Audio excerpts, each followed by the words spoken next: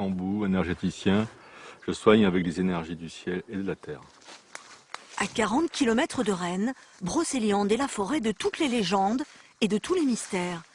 Tous les week-ends, on y croise différents groupes d'initiation au chamanisme. Ouvrez votre cœur aux esprits de la nature. Le chamanisme, c'est une pratique spirituelle ancestrale. Elle considère que la nature dégage des énergies que l'homme peut capter. Et sentez la joie monter en vous. Pour piloter cette aventure insolite, Bernard Cambou est épaulé par deux personnalités atypiques.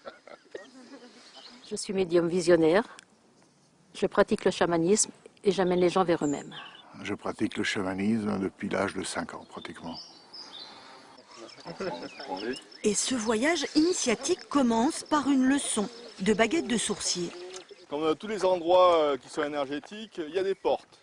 Si vous lâchez le corps, lâchez la tête, d'un coup, pouf, ça va s'ouvrir.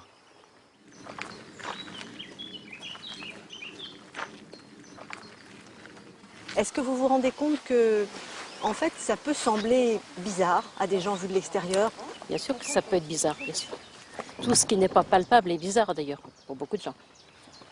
Au bout d'une heure et demie, lentement, le groupe s'est enfoncé dans la forêt.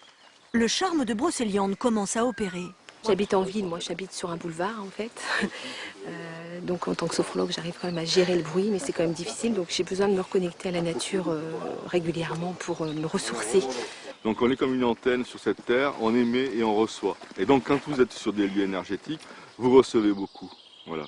Et donc même si vous n'en êtes pas conscient, même si vous n'êtes pas ni un médium, ni un druide, vous captez de toute façon.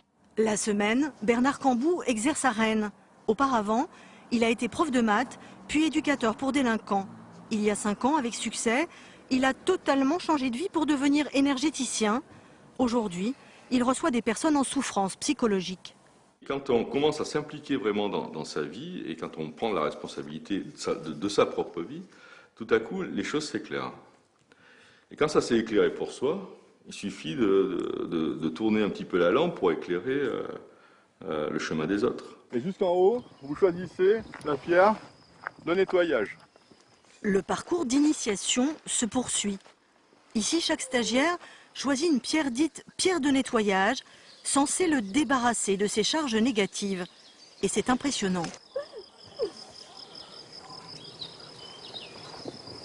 Je me vide de ce qui est mauvais, tout à fait.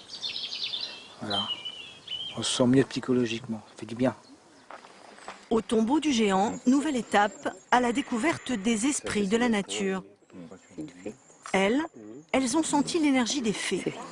Toute fraîche. Tu vois sa couleur? Je dirais rose. Oui, tout à fait, moi aussi je le vois rose. Il se passe vraiment quelque chose. Ça dégage une émotion. Il n'y a pas de mots en fait.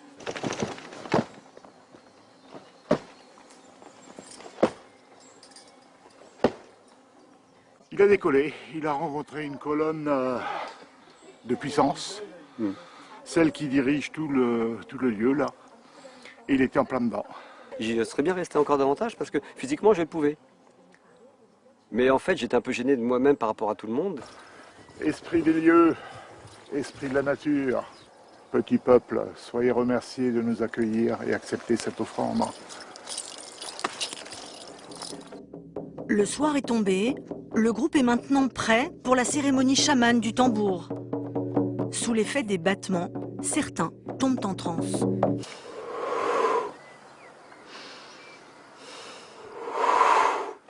Le but c'est de procéder à une libération intérieure de tout ce qui nous hante, voilà, c'est le cas de le dire, depuis l'enfance.